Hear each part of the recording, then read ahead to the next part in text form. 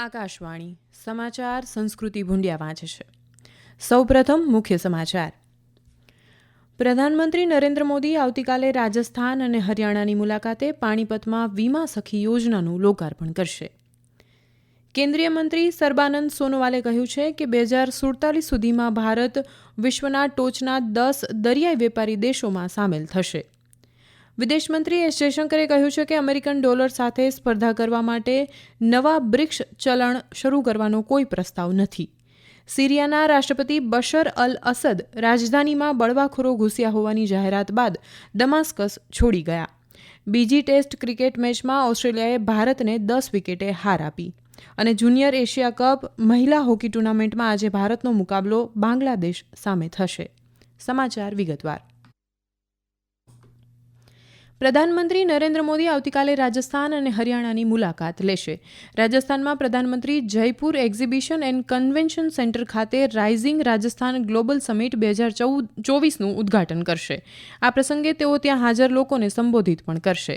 બપોરે પ્રધાનમંત્રી પાણીપતમાં વીમા સખી યોજનાનું લોકાર્પણ કરશે. આ યોજના 18થી 70 વર્ષની વય જૂથની મહિલાઓને સશક્ત બનાવવા માટે છે, જેમણે ધોરણ 10 પાસ કર્યું છે. કાર્યક્રમ દરમિયાન તેઓ હરિયાણાના કરનાલમાં મહારાણા પ્રતાપ હોર્ટિકલ્ચર યુનિવર્સિટીના મુખ્ય પરિસરનો શિલાન્યાસ પણ કરશે. યુનિવર્સિટી પાસે અંડર ગ્રેજ્યુએટ અને અનુસ્નાતક અભ્યાસ માટે એક બાગાયત કોલેજ અને બાગાયતની 10 શાખાઓને આવરી લેતી 5 શાળાઓ હશે. કેન્દ્રીય મંત્રી સર્બાનંદ સોનોવાલે કહ્યું કે 2047 સુધીમાં ભારત વિશ્વના ટોચના 10 દરિયાઈ વેપારી દેશોમાં સામેલ થશે.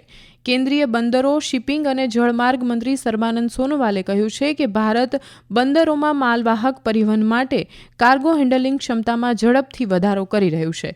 તેમણે કહ્યું કે દેશમાં જહાજ નિર્માણ અને સમારકામ માટે ઇકોસિસ્ટમમાં સુધારો કરવામાં આવી રહ્યો છે. શ્રી સોનોવાલ ગઈકાલે ચેન્નઈમાં કામરાજર પોર્ટ ટ્રસ્ટની સિલ્વર જ્યુબિલી ઉજવણીને સંબોધિત કરી રહ્યા હતા.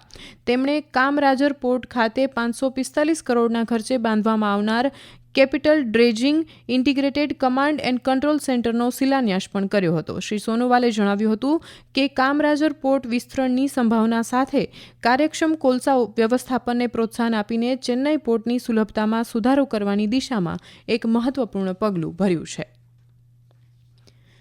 ભારતે માનવતાવાદી સહાય અર્થે મ્યાનમારને 2200 મેટ્રિક ટન ચોખા મોકલ્યા છે.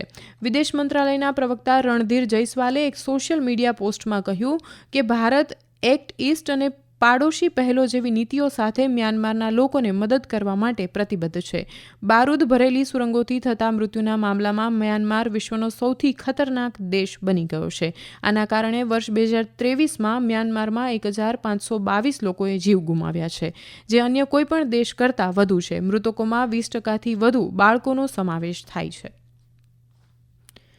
વિદેશમંત્રી એસ જયશંકરે કહ્યું છે કે અમેરિકન ડોલર સાથે સ્પર્ધા કરવા માટે નવા બ્રિક્સ ચલણ શરૂ કરવાનો કોઈ પ્રસ્તાવ નથી.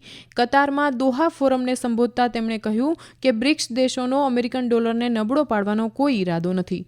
ડોક્ટર જયશંકરે એમ પણ કહ્યું કે બ્રિક્સ દેશો આ મુદ્દે એકમત નથી. એક અઠવાડિયા પહેલા જ અમેરિકાના નવા ચૂંટાયેલા રાષ્ટ્રપતિ ડોનાલ્ડ ટ્રમ્પે બ્રિક્સ દેશોને કોમન કરન્સી પ્લાન શરૂ કરવા પર 100% કસ્ટમ ડ્યુટી લગાવવાની ચેતવણી આપી હતી. ડોક્ટર જયશંકર કતારના પ્રધાનમંત્રી અને વિદેશમંત્રી મોહમ્મદ બિન અબ્દુલ રહેમાનના આમંત્રણ પર દોહા ફોરમની બેઠકમાં ભાગ લેવા દોહામાં હતા. સીમા સુરક્ષા દળ બીએસએફ આજે જોધપુરમાં તેનો 60મો સ્થાપના દિવસ ઉજવી રહ્યું છે. આ કાર્યક્રમમાં કેન્દ્રીય ગૃહમંત્રી અમિત શાહ મુખ્ય અતિથિ છે. પ્રથમ વખત સીમા સુરક્ષા દળ રાજસ્થાન સીમાંત મુખ્યાલય જોધપુરમાં સ્થાપના દિવસની પરેડનું આયોજન કરી રહ્યું છે. આ વર્ષ સીમા સુરક્ષા દળનું હીરક જયંતિ વર્ષ પણ છે.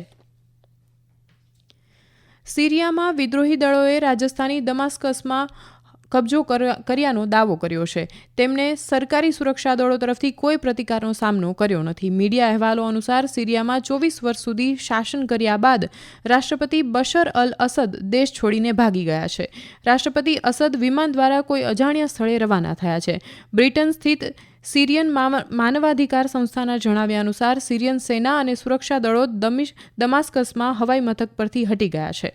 મીડિયા અહેવાલો અનુસાર બળવાખોરોએ જાહેરાત કરી છે કે તેઓએ ઉત્તરી દમાસ્કસમાં સેનાની સેદનાયા જેલમાંથી કેદીઓને મુક્ત કર્યા છે. આ ઘટનાને કારણે વિસ્તારમાં તણાવ સર્જાયો છે. લેબેનોને કહ્યું છે કે તે બેરૂતને દમાસ્કસ સાથે જોડતી એક સિવાય સિરિયા સાથેની તેની તમામ જમીની સરહદો બંધ કરી રહ્યું છે. જોર્ડને સિરિયા સાથેની તેની સરહદ પણ બંધ કરી દીધી છે. સિરિયામાં વિદ્રોહી દળો અને સરકારી સુરક્ષા દળો વચ્ચેની અથડામણ ગયા મહિનાની 27મી તારીખથી વધુ તીવ્ર બની છે. આ સમાચાર આપ આકાશવાણી પરથી સાંભળી રહ્યા છો. આ રાષ્ટ્રીય સમાચાર આપ અમારી YouTube channel AIR news Gujarat પર પણ સાંભળી શકશો. વધુ સમાચાર માટે આપ અમારા એક્સ હેન્ડલ AIR_ABADને ફોલો કરી શકો છો. રાષ્ટ્રપતિ દ્રૌપદી મુર્મુ 11 ડિસેમ્બરના રોજ નવી દિલ્હીમાં ઉત્કૃષ્ટ કાર્ય કરી રહેલી પંચાયતી રાજ સંસ્થાઓનું સન્માન કરશે. વર્ષ 2022-23 માટે વિવિધ શ્રેણીઓ હેઠળ કુલ 45 પુરસ્કારોની પસંદગી કરવામાં આવી છે. આ પુરસ્કારો પંચાયત સ્તરના શાસન અને સામુદાયિક વિકાસમાં સિદ્ધિઓની વિશાળ શ્રેણીને પ્રતિબિંબિત કરે છે. આ વર્ષે 1,94,000 ગ્રામ પંચાયતોએ સ્પર્ધામાં ભાગ લીધો હતો. 42 એવોર્ડ વિજેતા પંચાયતોમાંથી 42% મહિલા આગેવાનો છે. ઉત્તરાખંડમાં આજથી શિયાળુ ચારધામ યાત્રાનો પ્રારંભ થયો છે. મુખ્યમંત્રી પુષ્કરસિંહ ધામીએ રુદ્રપ્રયાગ જિલ્લાના ઉખીમઠના ઓમકારેશ્વર મંદિર ખાતે પવિત્ર યાત્રાનું સત્તાવાર રીતે ઉદ્ઘાટન કર્યું, જ્યાં શિયાળાના મહિનાઓમાં ભગવાન કેદારનાથની મૂર્તિ રહે છે. આ પ્રસંગે મુખ્યમંત્રીએ શિયાળુ ચારધામ યાત્રા કરવા નીકળતા યાત્રાળુઓ માટે સુવિધાઓ વધારવા સરકારની પ્રતિબદ્ધતા પર ભાર મૂક્યો હતો. તેમણે કહ્યું કે સરકાર ભક્તો માટે સરળ અને સમૃદ્ધ અનુભવ સુનિશ્ચિત કરવા માટે તમામ જરૂરી પ્રયાસો કરશે. આ ઉપરાંત ગઈકાલે સાંજે રુદ્રપ્રયાગમાં યોજાયેલા એક કાર્યક્રમમાં મુખ્યમંત્રીએ જાહેરાત કરી હતી કે રાજ્ય સરકારે આ યાત્રાને પ્રોત્સાહન આપવા અધિકારીઓને માર્ગદર્શિકા બહાર પાડી છે. બીજી ટેસ્ટ ક્રિકેટ મેચમાં ઓસ્ટ્રેલિયાએ ભારતને 10 વિકેટે હાર આપી છે. એડિલેડ ઓવલ ખાતે બોર્ડર ગાવસ્કર ટ્રોફીની બીજી ટેસ્ટમાં યજમાન ટીમે તેની બીજી ઇનિંગમાં ભારતને 175 રનમાં આઉટ કર્યું હતું. આજે બીજી ટેસ્ટના ત્રીજા દિવસે ભારતે 5 વિકેટે 128 રનથી ઇનિંગ શરૂ કરી હતી અને 12.5 ઓવરમાં 47 રનમાં બાકીની 5 વિકેટ ગુમાવી દીધી હતી. ભારતીય ટીમ તરફથી નીતિશ કુમાર રેડ્ડીએ સૌથી વધુ 42 રન બનાવ્યા હતા, જ્યારે ઓસ્ટ્રેલિયાના કેપ્ટન પેટ કમિન્સે 5 વિકેટ ઝડપી હતી. આ પહેલા પ્રથમ બેટિંગ પસંદ કર્યા પછી ભારત તેની પ્રથમ ઇનિંગમાં 180 રનમાં ઓલ આઉટ થઈ ગયું હતું. જવાબમાં ઓસ્ટ્રેલિયાએ તેની પ્રથમ ઇનિંગમાં 337 રન બનાવ્યા હતા અને 157 રનની સરસાઈ કરી, જેના કારણે પિંક બોલ ટેસ્ટમાં વિજય થયો. આ જીત સાથે ઓસ્ટ્રેલિયાએ 5 મેચોની શ્રેણીમાં બરાબરી કરી લીધી છે. ઓમાનના મસ્કતમાં રમાઈ રહેલી જુનિયર એશિયા કપ મહિલા હોકી ટૂર્નામેન્ટમાં આજે ભારતનો મુકાબલો બાંગ્લાદેશ સામે થશે. ભારતીય ટીમ જ્યોતિ સિંહની કપ્તાનીમાં રમશે અને સાક્ષી રાણા ઉપકપ્તાન હશે. ગઈકાલે સ્પર્ધાના ગ્રુપ એમાં ચીને બાંગ્લાદેશને 19-0થી, જ્યારે મલેશિયાએ થાઇલેન્ડને 3-0થી પરાજય આપ્યો હતો.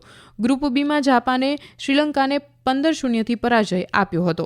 વર્તમાન ચેમ્પિયન ભારત પણ ગ્રુપ એમાં ચીન, મલેશિયા અને થાઇલેન્ડ સાથે રમશે. ગ્રુપ બીમાં દક્ષિણ કોરિયા, જાપાન, ચાઇનીઝ તાઇપેઈ, હોંગકોંગ અને શ્રીલંકાની ટીમો છે.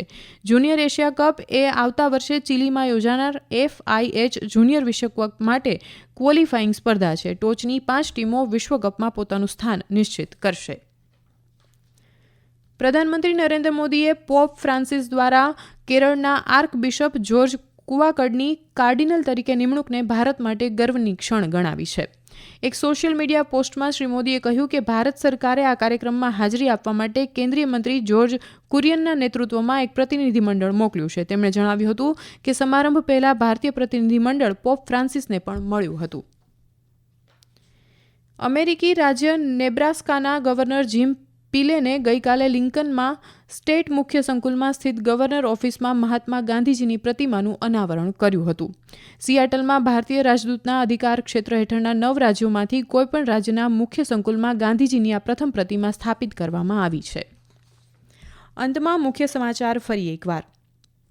પ્રધાનમંત્રી નરેન્દ્ર મોદી આવતીકાલે રાજસ્થાન અને હરિયાણાની મુલાકાતે પાણીપતમાં વીમા સખી યોજનાનું લોકાર્પણ કરશે.